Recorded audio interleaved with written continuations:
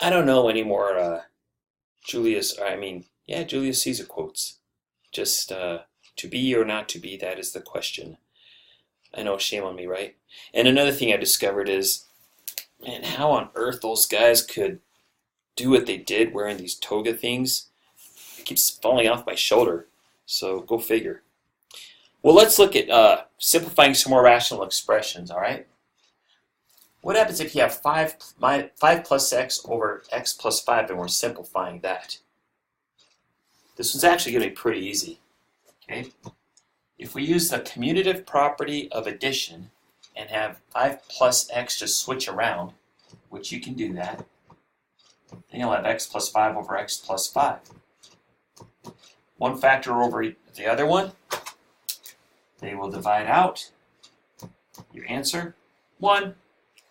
Pretty cool, huh? All right, so can we do the same thing if you have subtraction involved in the situation? The answer there is sort of.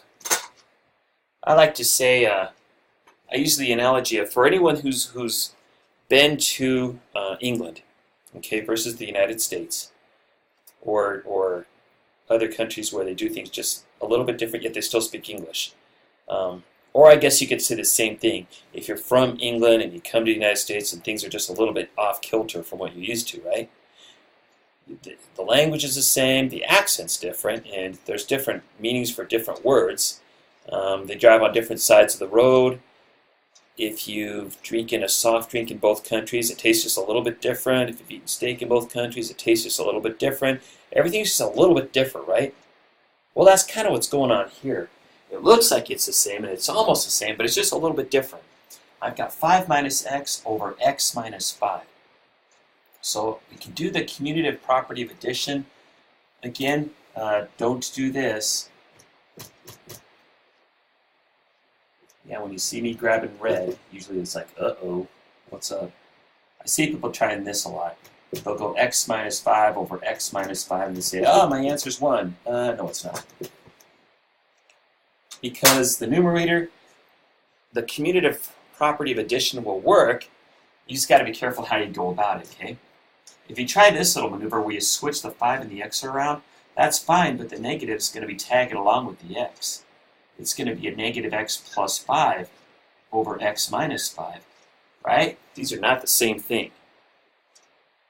So, what you can do is you can factor out a negative 1 from the numerator. What that does is it'll change the sign on the negative x to a positive x. It changes the sign on the positive 5 to a negative 5. And now I've got like factors that'll divide out. Again, in order to divide out factors, they've got to be multiplied to the entire numerator and the entire denominator. This x minus 5 is getting multiplied to the entire numerator. The rest of the numerator is just a negative 1 here. So the x minus 5's drop out, and you end up with just the number negative 1. So you may be asking, why did I have to do all those steps just to see that it's a negative 1? Why couldn't I just go straight from there and from the original problem to my negative 1 in the end without showing these 2 intermediate steps? You can. Just make sure that you're able to identify that what you really have up in the numerator is the additive inverse of what you have in the denominator. And if you can spot that and go straight to the negative 1, go right ahead. All right, just make sure that that's what you really have, okay? Yeah.